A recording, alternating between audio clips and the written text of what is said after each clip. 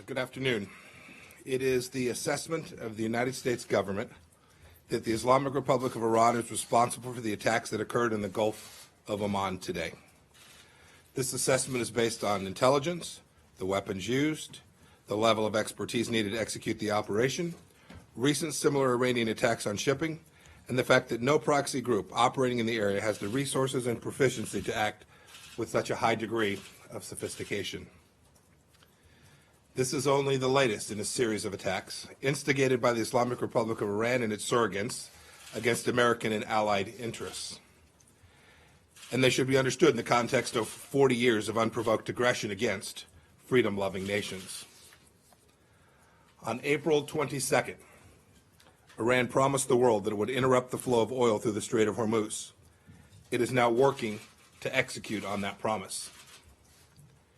In early May, the Revolutionary Guard Corps attempted the covert deployment of modified dhows capable of launching missiles. On May 12th, Iran attacked 4 commercial ships near the Strait of Hormuz. On May 14th, Iran-backed surrogates attacked by armed drones struck 2 strategically important oil pipelines in Saudi Arabia. On May 19th, a rocket landed near the U.S. Embassy in Baghdad. On May 31st, a car bomb in Afghanistan wounded 4 U.S. service members, killed 4 Afghan civilians, and wounded bystanders.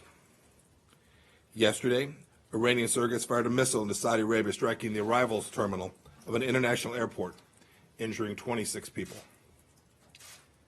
Taken as a whole, these unprovoked attacks present a clear threat to international peace and security, a blatant assault on the freedom of navigation, and an unacceptable campaign of escalating tension by Iran. Prime Minister Abe made a historic trip to Iran to ask the regime to de-escalate and enter into talks. Iran's supreme leader rejected Prime Minister Abe's diplomacy today by saying he has no response to President Trump and will not answer. The supreme leader's government then insulted Japan by attacking a Japanese oil tanker just outside of Iranian waters, threatening the lives of the entire crew, creating a maritime emergency. Iran's foreign minister today responded to these attacks. He said sardonically, quote, "Suspicious doesn't begin to describe what likely transpired this morning," end of quote. Foreign Minister Zarif may think this is funny, but no one else in the world does. Iran is lashing out because the regime wants our successful maximum pressure campaign lifted. No economic sanctions entitle the Islamic Republic to attack innocent civilians, disrupt global oil markets, and engage in nuclear blackmail. The international community condemns Iran's assault on the freedom of navigation and the targeting of innocent civilians. Today I've instructed our UN Ambassador Jonathan Cohen to raise Iran's attacks in the UN Security Council meeting later this afternoon. Our policy remains an economic and diplomatic effort to bring Iran back to the negotiating table at the right time, to encourage a comprehensive deal that addresses the broad range of threats.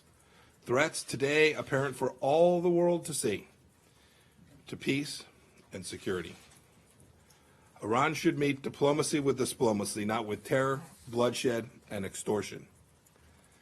The United States will defend its forces, interests, and stand with our partners and allies to safeguard global commerce and regional stability. And we call upon all nations threatened by Iran's provocative acts to join us in that endeavor. Thank you. Secretary